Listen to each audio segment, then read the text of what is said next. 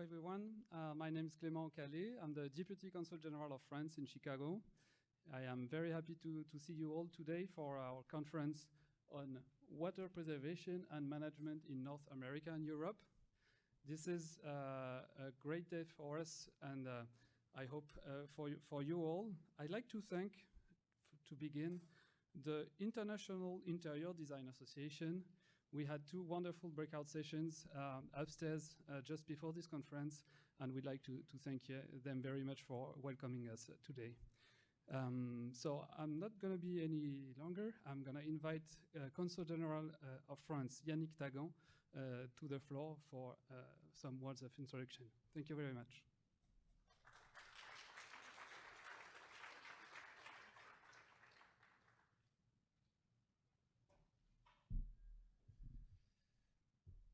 Bonsoir, bonsoir à toutes et à tous, dear guests, partners, and colleagues. It's a pleasure to welcome you today on the occasion of this conference about water preservation and management in North America and Europe, organized by the Consulate General of France in Chicago as part of the Chicago Water Week. Allow me to start with expressing my sincere thanks to the Chicago Architecture Center for hosting us.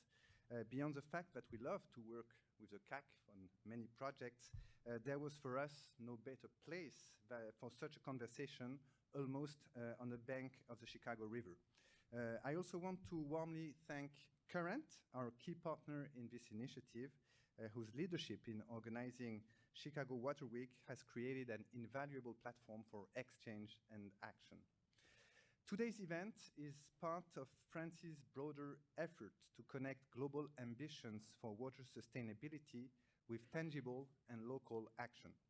French diplomacy has long been committed to protecting water resources and advancing universal access to safe water and sanitation following the 2030 agenda set by the United Nations. In this respect, we have developed a multi-stakeholder approach to strengthen governance in the field of water and sanitation, which we have coined as our International Water and Sanitation Strategy. It focuses on three priorities: improve governance of the water and sanitation sector on local and global scale, strengthen the security of water supply for all against the backdrop of increasing pressure on resources, and bolster the effectiveness of water management by promoting innovation and supporting effective solutions. France's strategy aims to ensure cohesion between the sector of water and sanitation with other sustainable development goals, recognizing that eradicating poverty and inequality, creating inclusive economic growth, and preserving the planet are inextricably linked. These goals directly align with the objective of the Chicago Water Week, which is a unique opportunity to explore together how to address pressing water challenges for our environment, our economy, and our future.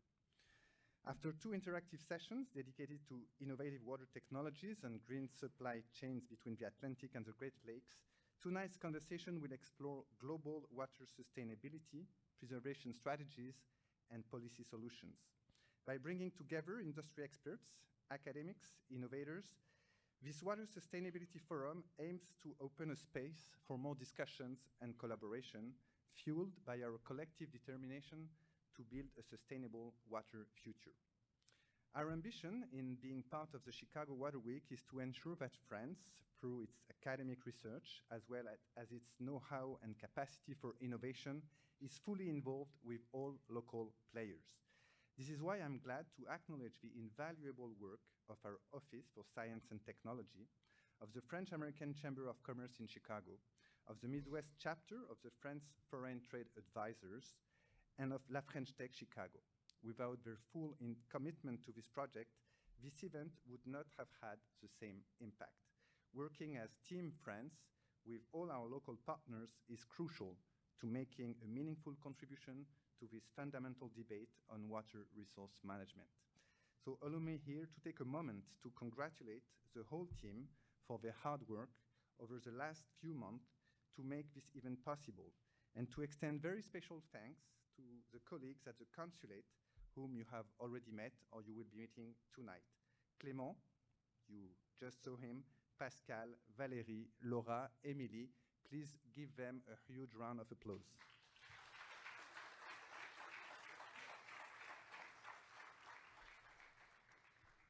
We are so proud to work on this project with schools, their teachers and their students to engage in climate and environmental education. Over the last month, the team has organized workshops on climate and water cycle to raise awareness among the next generations who will lead the next steps towards a more sustainable society and environment. And I'm glad to see some of the participants are here today, and particularly happy that the Lycée Français, at the École Franco-Américaine de Chicago and the German International School of Chicago are well represented today. Your presence means a lot to us. Before closing my remarks, I would like to mention that this event is not the end of the story. This fall, the French team will also take part in WEFTEC, the largest water quality conference in North America, to build on today's momentum, continue the conversation, and strengthen international cooperation on water-related challenges. And I'm confident that in the wake of these two major events in which we are taking part this year, there will be more to come. So thank you again for joining us today to think, discuss, and shape a more resilient, sustainable water future. Thank you very much.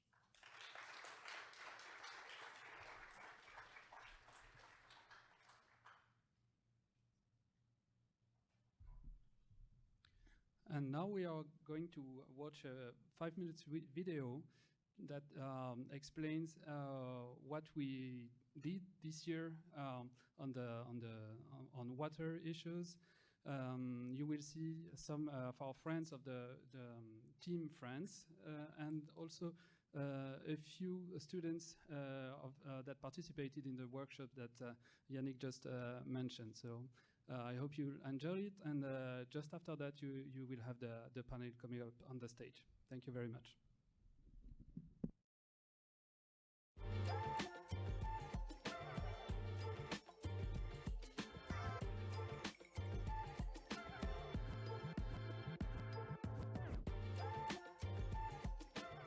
In 2024, we co-organized with Kazakhstan the One Water Summit. This year, we will host the third One Ocean Summit in Nice, and we're getting prepared for the 2026 UN Water Conference. The Chicago Water Weeks offer a great opportunity to connect our global ambitions to local concrete actions. So we have decided to partner with Current to offer a French perspective to the program of the 2025 Chicago Water Week, with panel discussions and a conference. Current is a water innovation hub here in Chicago serving the Great Lakes region. We've been around since 2016, and our mission is to grow a circular blue economy, accelerate innovation in water technology, and solve both local and global water problems. Our goal is to turn waste into wealth and put resources like critical minerals, nutrients, and water itself to more productive use while destroying harmful contaminants like PFAS. The Great Lakes are a major driver of the region's economy. Here in Chicago, sitting right on the shores of Lake Michigan, we rely on the Great Lakes not just for our drinking water, but for industry, transportation, recreation, and more.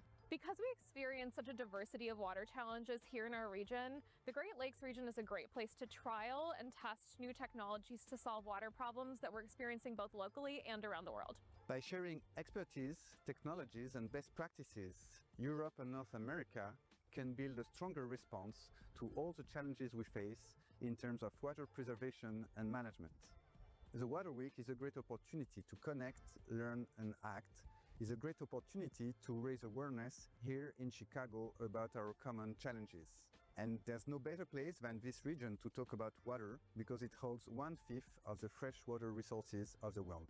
We really want to take the French economy, French deployment of our industry somewhere else than the French fashion, the French baguette and cheese. We do have great wine, but more importantly, we have great technology.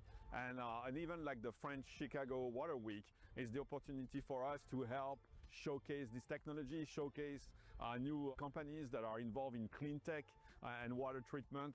And also overall, it's for all our kids out there, making sure that we are involved in the preservation of water. Each individual, as soon as they're aware of sustainable water preservation, can contribute to better solutions in water management. The Consulate has partnered here with the local schools to raise awareness among kids about the stakes for them to have more sustainable water management practices. Local public schools here in Chicago, where the Consulate led workshops in spring are key to raise awareness about water-related issues. I think it's really interesting for the students because we are developing this problematic in our classes, in our teaching all year long, but to have someone exterior coming, it gives them, they might pay more attention to these people, and it gives them something different, a different approach with some different explanation, different experience, so it can be very useful for them and really more interactive for them to have someone different to show them this content. Bonjour, je m'appelle Aurore. I learned how quickly the climate change can escalate from simply agriculture and human activities to people losing their homes. Bonjour, je m'appelle Nicolas. So I learned lots of things that we do normally without even knowing could pollute our planet. Like, I really didn't know that eating a lot of steak could actually hurt our planet. So the perturbation of the water cycle is that since it's getting so hot out here because that atmosphere is trapping all the sun rays, we are having our water vaporize up really quickly, and then it keeps raining a lot since so many clouds are getting up in the sky, which could cause floods, and also all the water raising also cause lots of droughts. Bonjour, je m'appelle Alban et je suis élève au lycée français de Chicago. One of the ways I try to save water is by closing the sink when I'm not using it, and also just not taking long showers. I've learned a lot of things today, like how climate change works. There's many ways that the planet is warming up.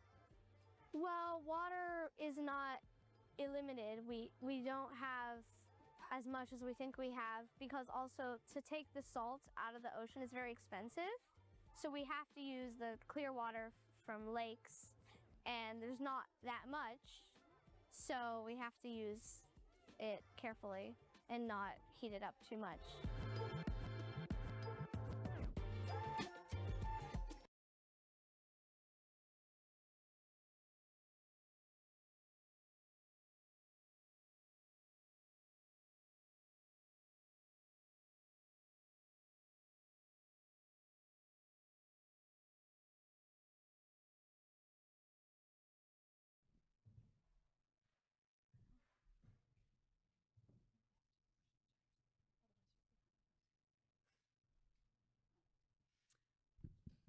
Okay, bonsoir à tous et à toutes.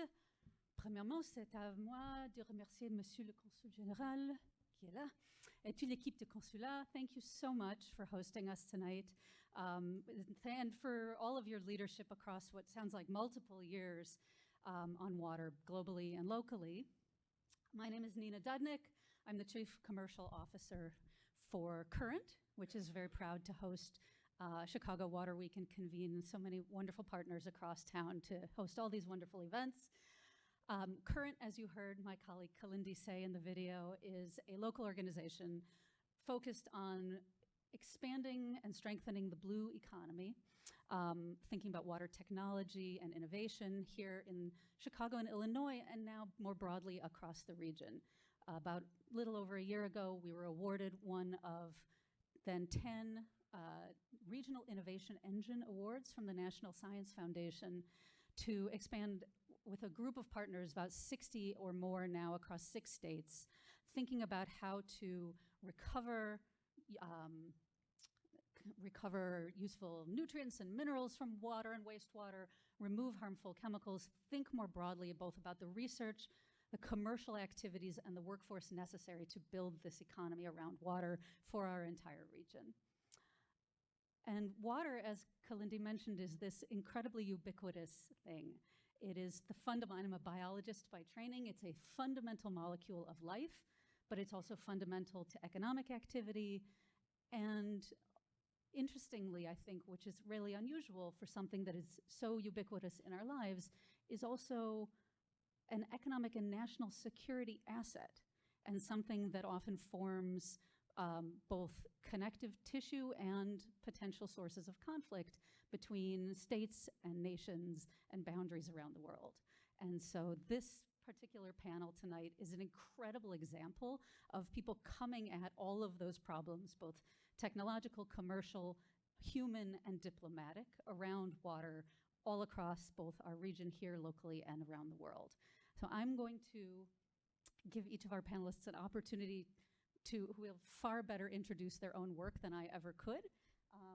And I will start with Professor Eric Servat, who is the director and president, I believe, of the UNESCO International Hydrology Program in Montpellier, and has done extraordinary work both as a very hard scientist and a diplomat in water all over the world.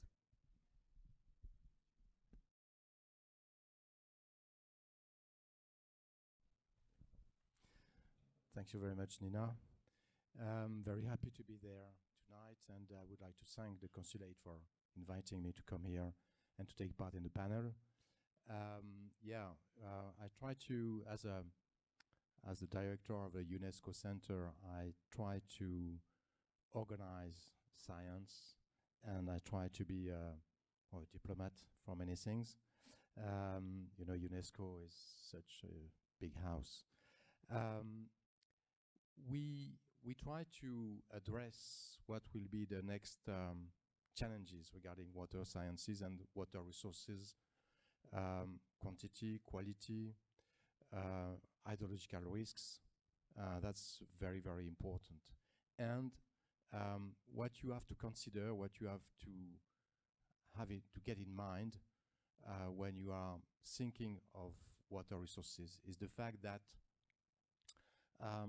in 2050, there will be 10 billions of people on Earth. That's 2 more than now, right now. You will have 7 people out of 10 living in towns. And when you live in town, your water consumption is much more important than when you're not. And of course, you have the climate change. So climate change, demographic pressure, rapid urbanization, that make big differences when if you consider the current situation. And so we try to address these issues by putting together scientists from many research fields, many different research fields. In Montpellier, we have a hydrologist. I'm myself a hydrologist. You have chemists, you have specialists in public policies, economics. All of them have to work together. If we want to address the challenges we are facing for the next decades, we have to put all together our knowledge and our ability to work and to address the challenges we are facing. That's very, very important.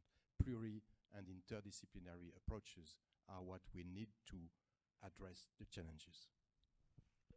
Are there specific challenges in particular that you see from the vantage point of a UNESCO, which convenes hundreds of countries around the world, member states? Are there specific global challenges that seem most urgent? I don't think so. I don't think so. I think water is a universal issue, but it's different from a place to another one. In some places, the problem is that you don't have enough water because of droughts. In another place, you have too much water. In other places, you have water, but you can't use it because of the pollution.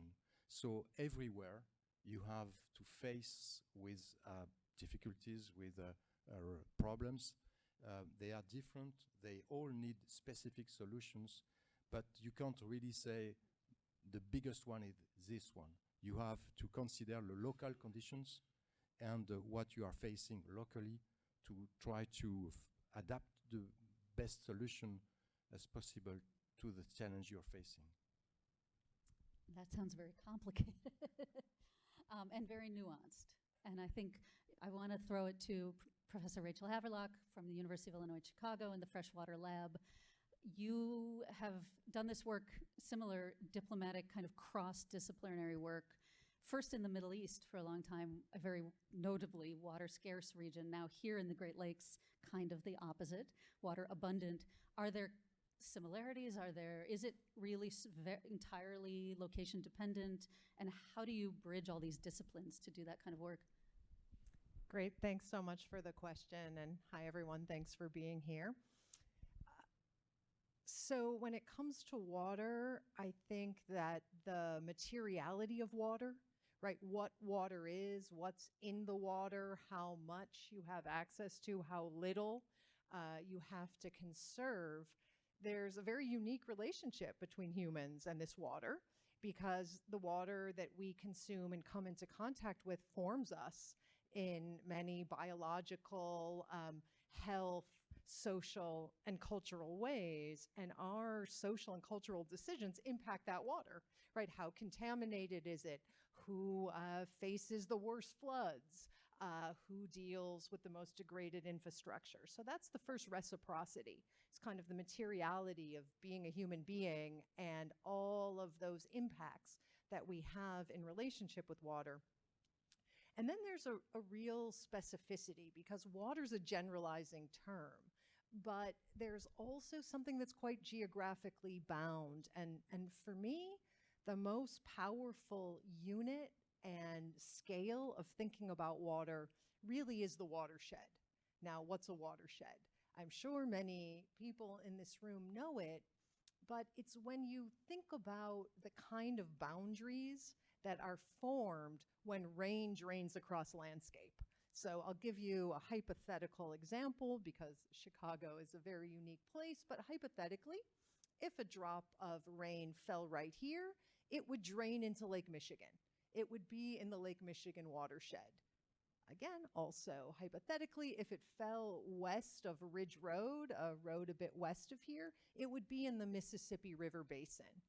And the way that water drains across landscape, of course, influences soil health, species, but also, what I'd like to suggest, human cultures and solidarities.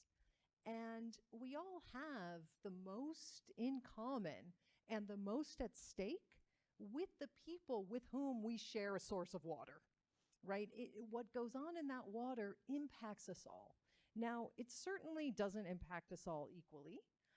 We know that there are many factors that determine why it is that certain communities face the hardest water challenges, but there's a kind of a human unity there that's very, very powerful. And it's a scale that, especially in my work in the Middle East, really can almost transcend national, ethnic, and religious conflicts. And I'll just give a very short example. I know it can be hard to say in public, but my initial water diplomacy was in the context of Israel and Palestine and Jordan, and we would bring together community leaders that shared a single water source. And something that was quite interesting is that each group needed to hear from their scientists in their own language, people that they could trust. And once each group met with their scientists and had that baseline established, and, right, science usually comes pretty close with some variation, they could establish a kind of scientific baseline. And they would confront things like, our watershed will not be viable in 10 or 20 years. Or, oh my gosh, having no wastewater treatment means we're all receiving contaminated groundwater. And it was a very powerful and practical way to bring people together. And it's incredible to be in this international forum because, you know, I've long thought that we can come to kind of the best agreement with those who share our water and really connect very powerfully across borders in a kind of watershed politics. Because so much of what we're confronting, whether it's flooding or whether it's scarcity or whether it's contamination, these are things that recur across the water. But I think that tuning in to the particularity of our own experience and those with whom we share a watershed is really the basis for coming up with the right solutions. This is the perfect segue for Dr. Claire Albasi from CNRS, because you're a chemist, but you're doing this really interdisciplinary work right now with these living laboratories on a much, like, not international, but very hyper-local level. Can you talk a little bit about, I think there's a lot of parallels with this work. Thanks. Thanks, Nina, for the introduction, and thank you all for listening me to be here, for listening me. So yes, I'm at this moment in France, in Toulouse. I'm co-charged with another colleague from Montpellier, from the city where Eric come from. I'm in charge of a large research program where we ask about where the central question is the necessity of water reuse. Is water reuse a good or bad solution? And so for that we have spread the fundings into conventional research program, but we have also built something which is quite new. We try to perform the research through the device we call Living Lab. So what is a Living Lab? Is firstly, it's consists in the identification of a leader of the Living Lab, and we did that thanks to the help of the funders, so the region, in fact, the region Occitanie. So these leaders are for most of them, they are water managers, so councils or water people which are in charge of water management. I mean potable water as well as wastewater, mainly wastewater for the reuse. Then with these people, we have identified a territory which can be in the dimension of some dozens of kilometers or more.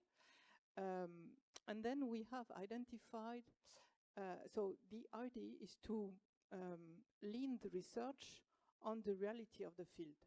So the idea is to constitute with this co-leader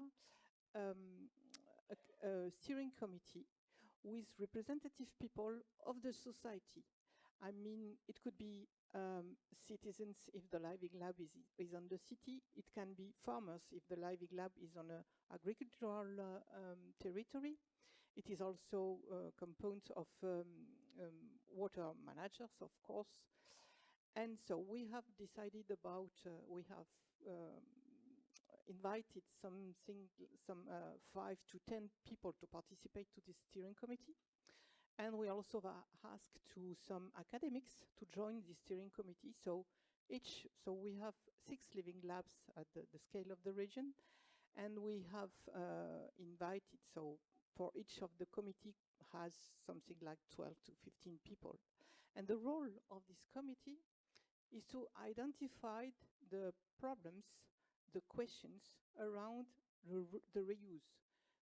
Whatever the reuse is still implemented on the territory or not, or if reuse is a project. And then the role of the committee is to, with the academics, is to transform these realistic questions into research questions, and we gave to the academics the ability and the funding for master projects. And it is the role of the master project to answer to the question. So nowadays the program has 2 years and a half. So we began to have some results, and what is interesting is that these results have been obtained not only from the academic point of view, but also with the applicants, with the people of from the city, from the field. And so it's a way for them also to appropriate themselves the results and more easily use them. So it can be a question of treatment to apply, or question of how the management of the reuse can be conducted. What is the price to give?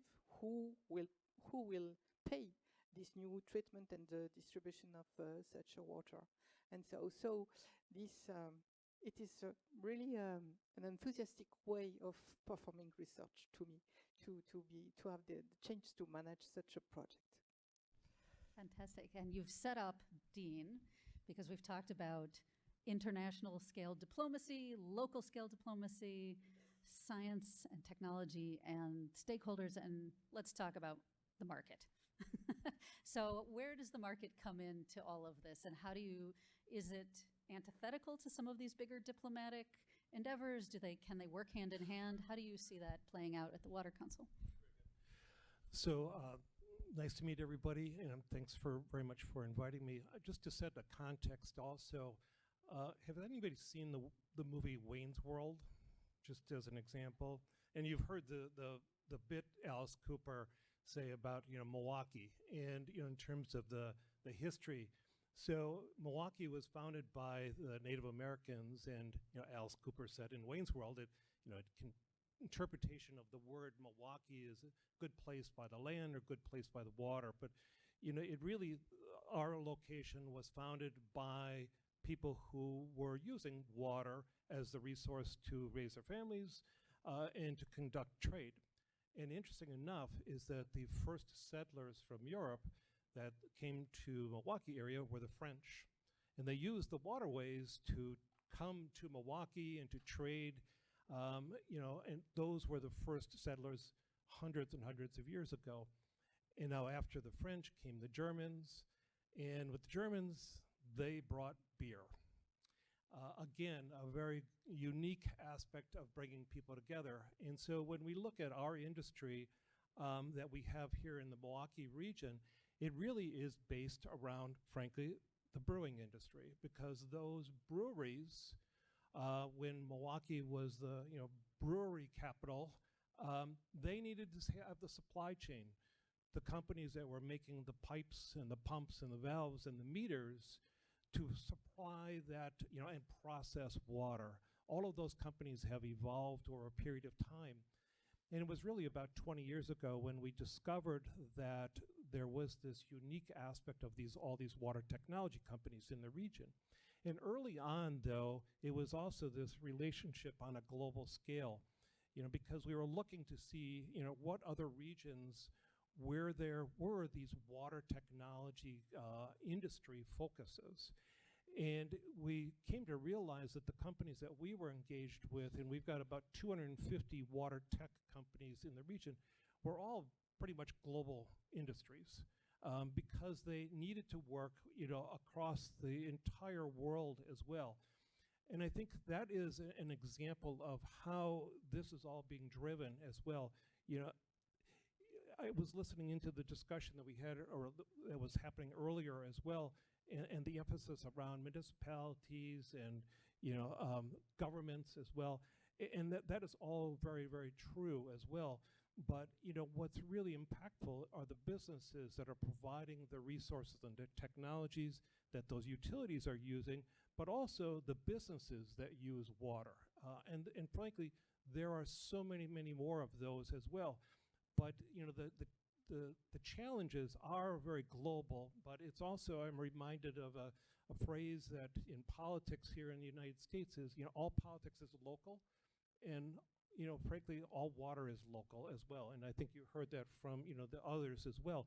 But what we can learn from places in France, and we've been working with in Montpellier for several years, and in Paris as well, there's a lot of sharing of information and the technologies between industries. And that can be from entrepreneurs on up to the large corporations. And frankly, these corporations are thinking globally every single day. That's how they operate. That's where their customers are. That's where their partners are. And we've taken that frame of mind and really work on a global scale to be able to partner with other entities like we were doing with Aqua Valley, again, for 10 years. Fantastic. Thank you. Eric, you said something earlier today. There's sort of a list of 300 places worldwide where conflict over water might be a reality. And that absolute 300 number blew my mind, honestly. It's an extraordinary kind of prospect that people would be in conflict that over water in that many places in the world. So I'm curious, both Rachel and you, what have you seen that works to diffuse that? And then actually, Dean, I'm curious about how you think about sort of how does that impact all of these businesses that are trying to work globally when conflict arises over the very thing that their products are meant to address. But I'll take you first. Yes, the United Nations tried to establish a kind of list with the locations in the world where transboundary resources like aquifers or rivers are shared by 2, 3, many countries.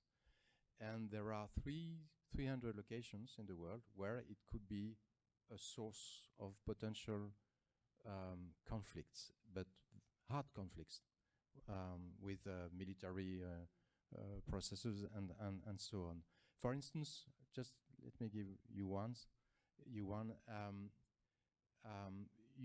All of you know the Nile Basin in Egypt, and the dam named Aswan, which is the one regulating the Nile and allowing Egypt to have water resources and to have agriculture and so on.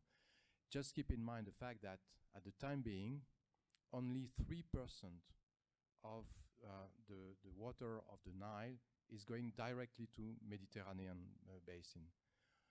It means that 97% of the Nile River is used by the people. And at the frontier between Ethiopia and Sudan of the South, South Sudan, which is the Blue Nile, Ethiopian decided to build a dam, but not just a dam with 50 billions of cubic meters. 50 billions, it's incredible. We can't even imagine what is 50 billions of cubic meters. It's huge. If you know the France, for instance, we have a big river, which is, the name is Le Rhône, going to Mediterranean. If you want to fill the barrage of the La Renaissance in Ethiopia, you have to, it's the same thing that 1 year of the Rhône bringing water to Mediterranean basin, 1 year, and then you will have filled the barrage. And so you can imagine that Egyptians at the time being are quite worried by the fact that the dam is built now, because there will be an impact on the barrage, on the dam of Aswan and on the Nile. So it can be really a potential source of conflict. And we have to be very careful, and we have to be very careful everywhere in the world where this kind of situation is real. But sometimes the shared shared water resource, can also be a matter of cooperation between the countries, even if they were enemies before. One example is, for instance, the Senegal, you know Senegal River. And in the 80s, you had very strong and hard conflicts between Mauritania and Senegal regarding the Senegal, the river Senegal, which is the frontier on the north of Senegal between Senegal and Mauritania, with militaries, conflict, and so on. But at one time, maybe someone was more clever than the others, and they decided to put structure an organization which is called OMVS, for Organization to Value the Senegal Valley. And now, they were not the best friends before, but now, around the table, you have people from Mauritania, from Senegal, from Mali, and from Guinea, and all of them are concerned by the Senegal. And it's so much a success than people thought that they could maybe propose OMVS to be a Nobel Prize for the peace. So you see, sometimes it can be the worst, but sometimes it also can be the best. Yeah, thank you, Eric. And I'll add to what Eric said. Studies have also shown that it's very difficult to get to a water agreement or some kind of pact, right? Like all diplomacy, it takes a lot to get there. It also takes skilled diplomats. But once a treaty has been signed around water, it is the most durable kind of treaty that exists on Earth. So let me say it again. The most resilient treaty that can exist on Earth is one that is drawn over water. So I think that gives a lot of leverage when we think about actually the act of peace building, that water can be this incredible means of reaching, not always, complete reconciliation, but a commitment by all the parties to shared coexistence.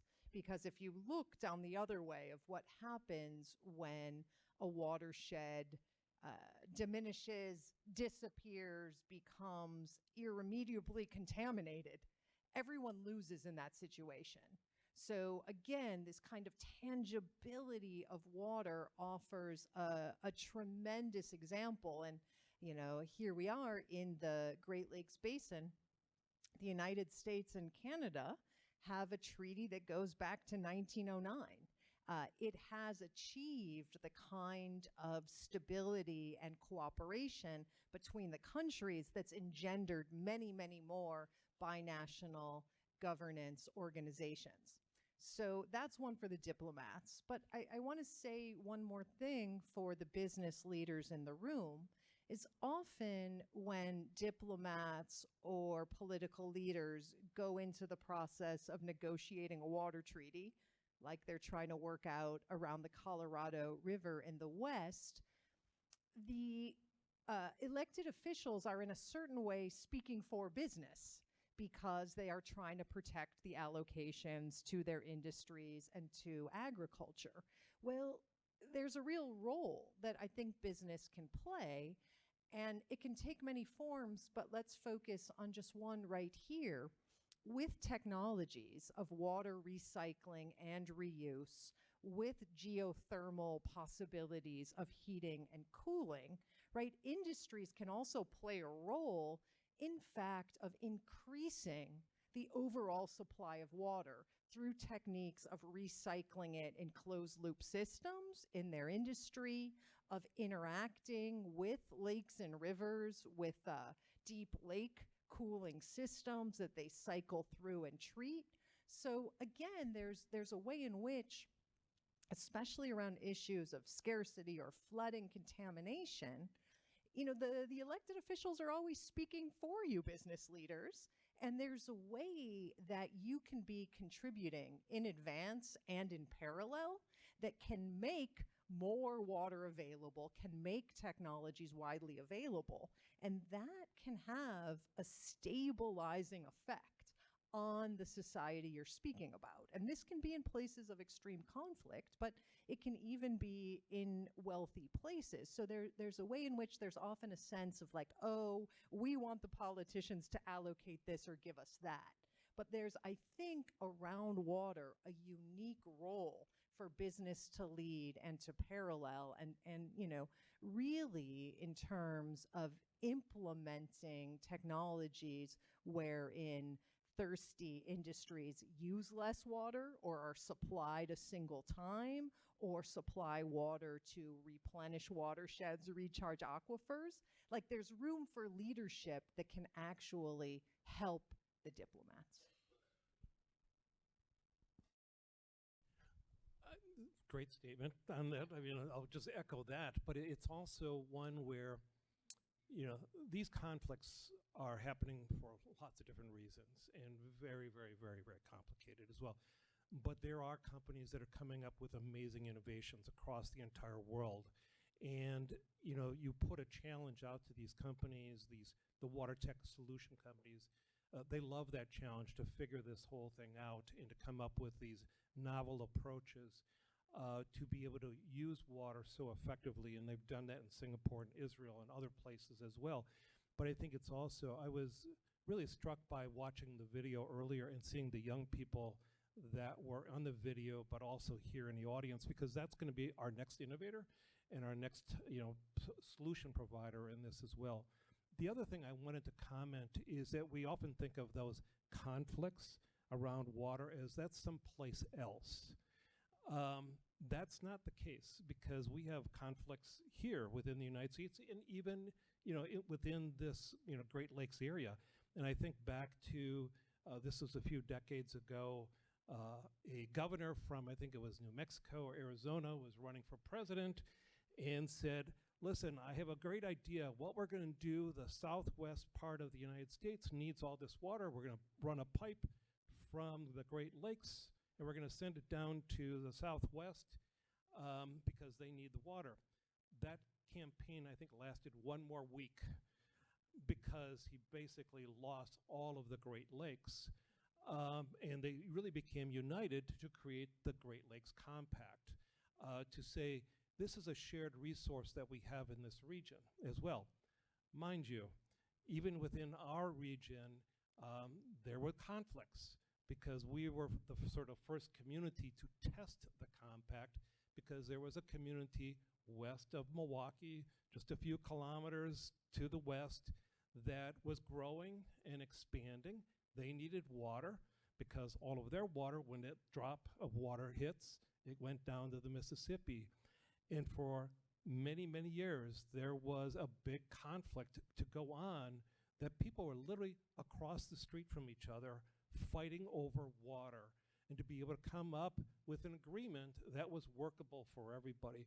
So it's this conflict doesn't have to happen in many other parts of the world. It's happening here because water is so precious. There's many options when it comes to energy, but there is only one source of water, and everything needs water, whether it be our individuals, plants, animals. It is so critical to be able to have any kind of economies or obviously civilization as well. Do we have questions from the audience? Is that something, were we going to? No? Audience might know everything already. Yeah. Bethany, do you want to?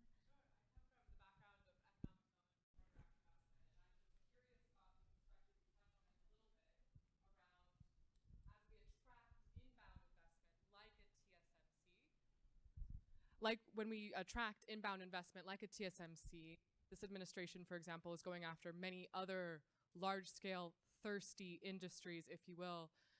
What does that look like from a Midwest perspective? I'm also from Arizona, so water is a very big deal to us. I grew up in that environment, and they have a very interesting compact around water themselves.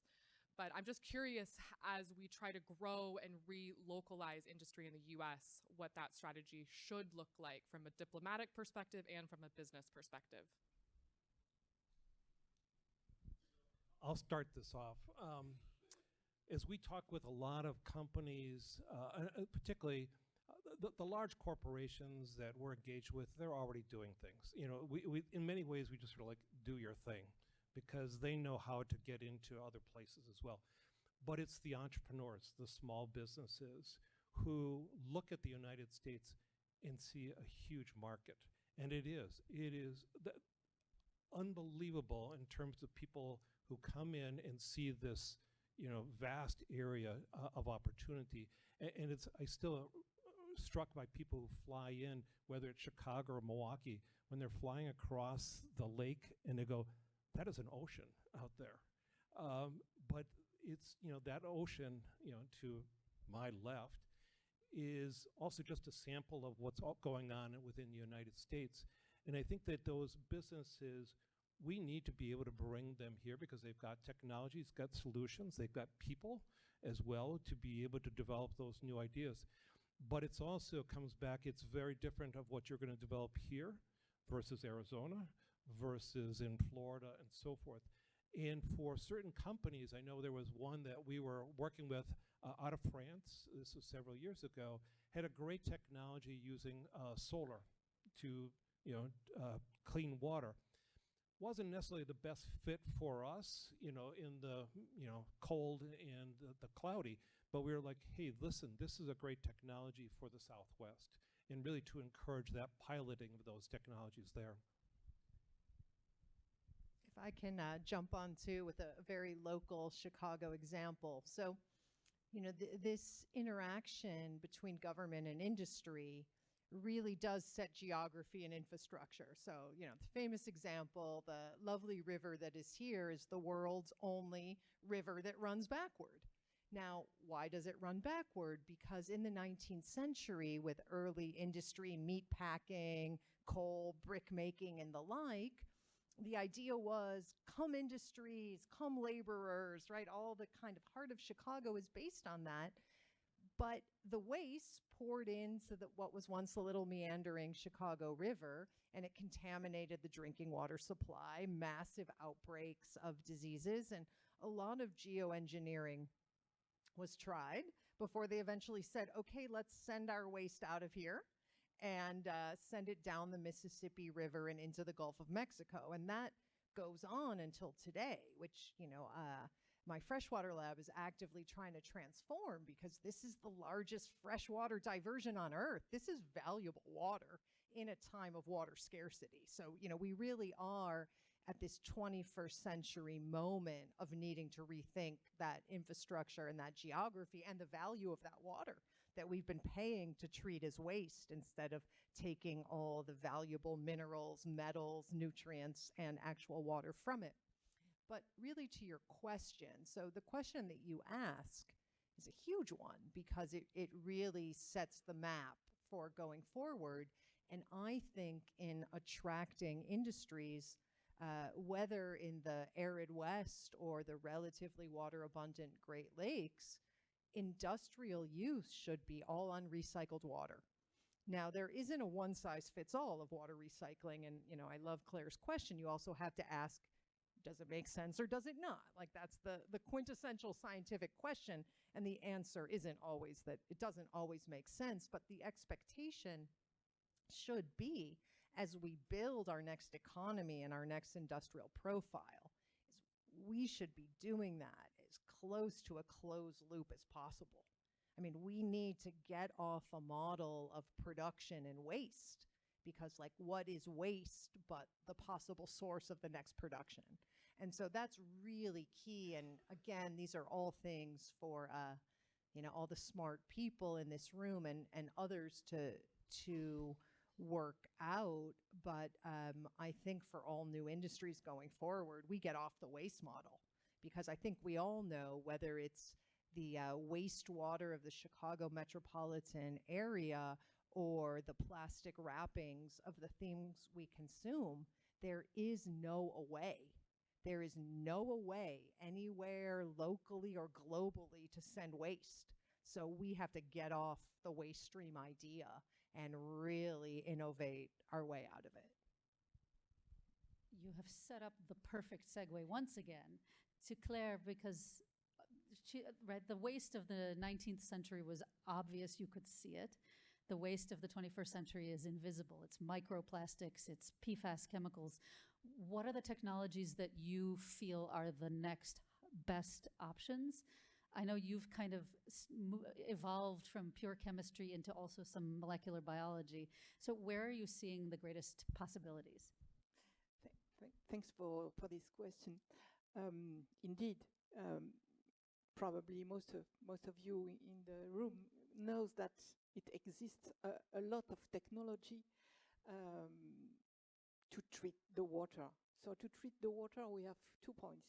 The first one is to eliminate what we call organic matter, and which is essentially carbon and nitrogen. So this part of the treatment is quite mastered today, and mainly lean on biological treatment. Why? Because it is one of the more easier to proceed. It's just, so I put just into marks, just needs to aerate a little and mix. So this is and it is necessary for that to provide some energy. Recently, we had in France a new law which focused on 2027, where all of the plants larger than 100,000 inhabitants would provide their own energy. So that's one part to work on. The other part of the pollution we have to treat, and which is more and more hard to treat and hard to detect, is the question of the microplastics, more globally the micropollutant. So I don't know if you know what is a micropollutant. The definition of a micropollutant is a chemical molecule which is in a concentration lower than a microgram per liter. So what is a microgram per liter for the younger? It's the equivalent of a piece of sugar in an Olympic swimming pool. That's the concentration of micropollutant. But despite this very low concentration, these molecules may have large effect, and especially large effects if they are sent back to the river. So sent back to the river is the step after the wastewater treatment plant. So today, we also have this question of the treatment of micropollutant, PFAS, and techniques exist. More physical techniques exist. I think at the ozonation, so which is the generation of O3. Ozone is O3, so it's quite expensive to produce. Another solution is to concentrate this micropollutant thanks to membranes, ultrafiltration membranes, nanofiltration membranes, reverse osmosis. So I really believe in this last process. I think it's one of which we will have to cope in the future. But really, what I think we have to work with again is the nature. And so I do believe in the abilities of microorganisms to help us to clean this water. It is just necessary to understand how they live and understand how we can force them to feed with the carbon source constituted by the micropollutants. So for that, I think the processes of the future is not one process, but it is the hybridization of several processes. So for example, a very conventional activated sludge for the basic depollution, and then maybe concentration with membrane coupled with a biological process where we have forced the microorganisms, for example, to put into biofilm, because in that configuration they are able to resist to toxic effects which can be provided by the micropollutant, for example. So this is the idea for the future. And also what we have to be conscious about is that there is no miracle hybridization processes. I think there is, in each of the case we have to study for water remediation and these new types of pollution, each case needs its own solution. So there is a large panel of solution of combination, and we have to handle the choice of the combination. And I feel as researcher we have this role. We know the processes, we know how they manage, we know the cost, but we have to provide tools for helping this choice in the combination of processes faced to a situation of water remediation.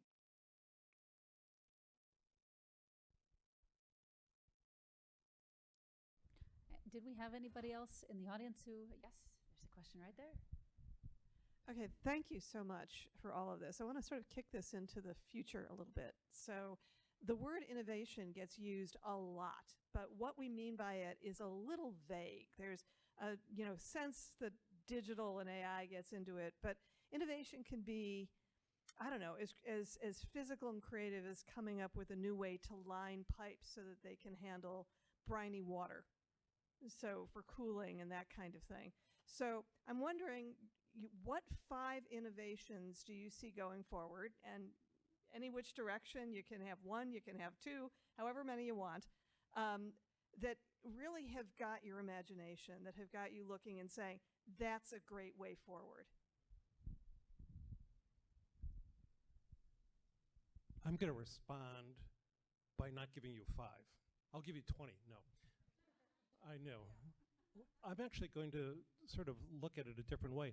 And this, I really became sort of a believer in this the last 2 years. I think we try, from innovators, is to try to always over-engineer and always perfect, always trying to do something more and bigger and fancier and more expensive. And we forget to actually, in some ways, make it more accessible to smaller utilities, smaller businesses.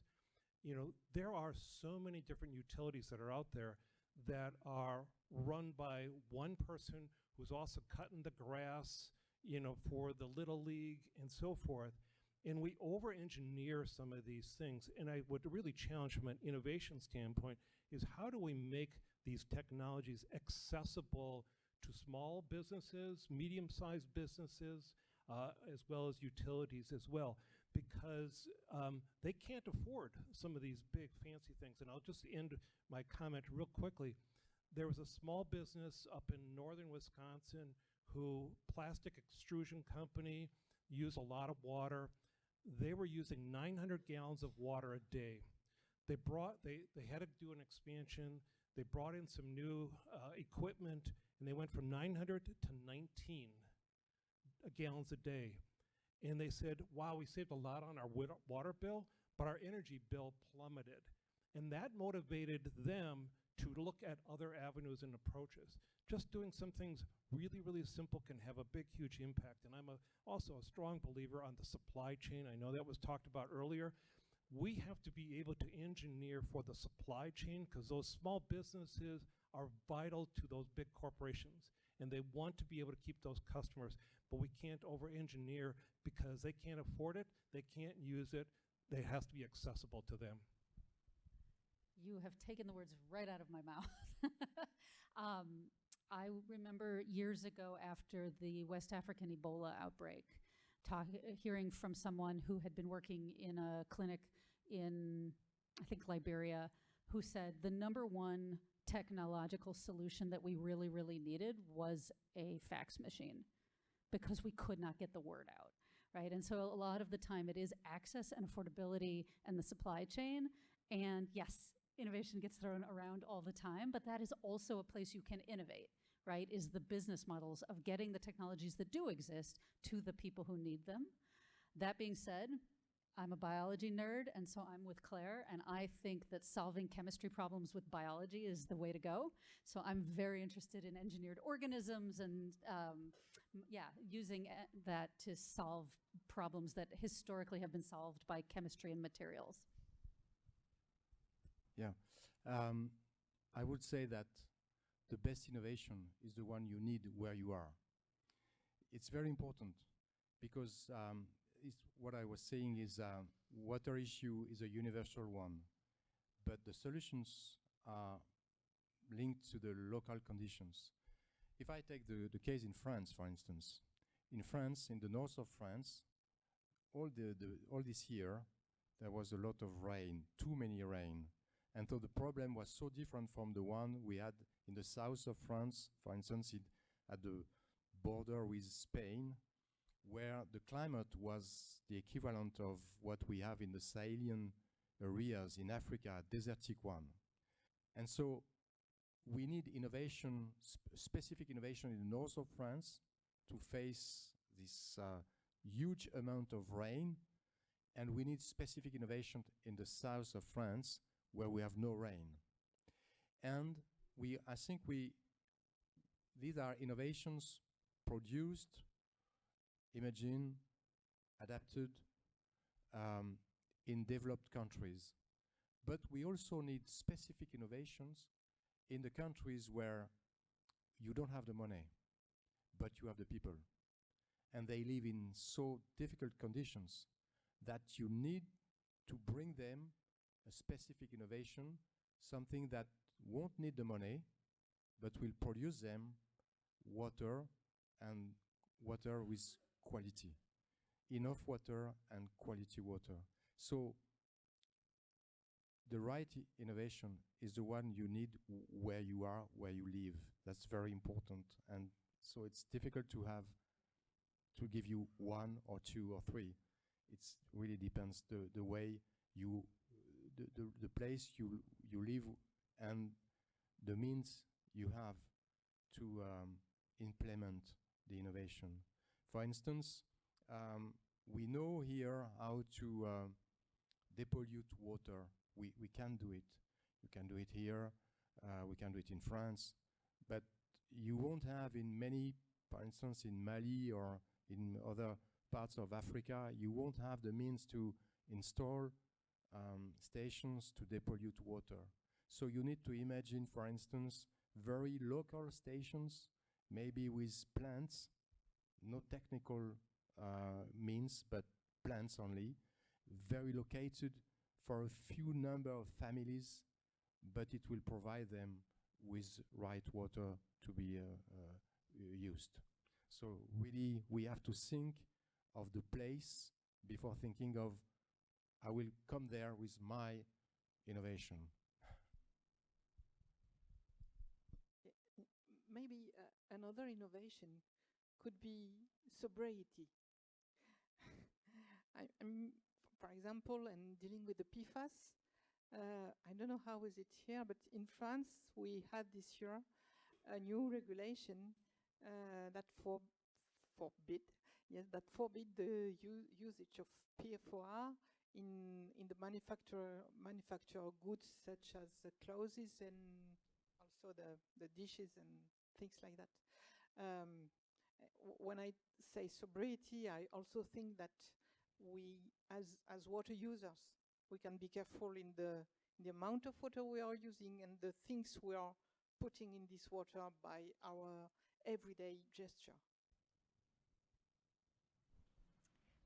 So I think the kind of flashiest innovation that's exciting to me is this rethinking of the wastewater treatment plant.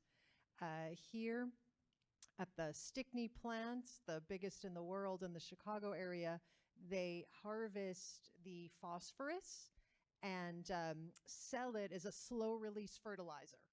So that's something that's a pollutant, but they're able to take the phosphorus and it's remarkable because it also doesn't over-fertilize the soil.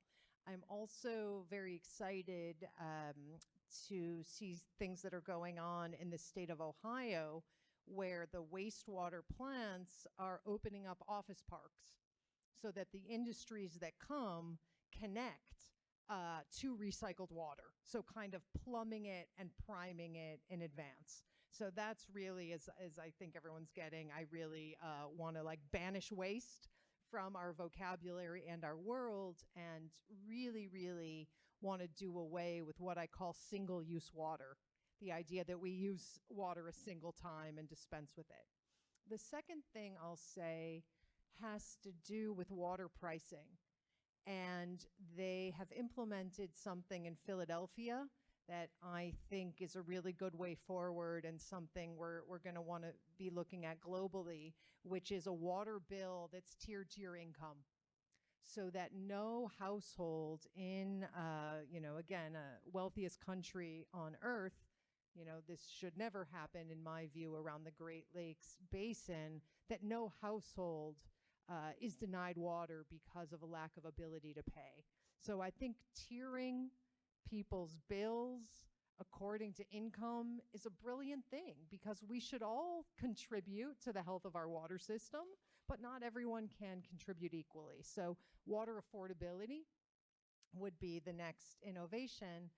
And finally, and I think my solidarity as an educator will come out here, but the best innovations really come out of having young people engaged and involved in their watershed and where they live, and being tasked and asked with what do you think should be happening here and how do you work together. So I think that investment in water literacy and water engagement in the next generation is all the best ideas I've encountered have really come through those means. I can't think of a better note to end this on. I want to please join me in thanking everyone on this panel who are so phenomenal.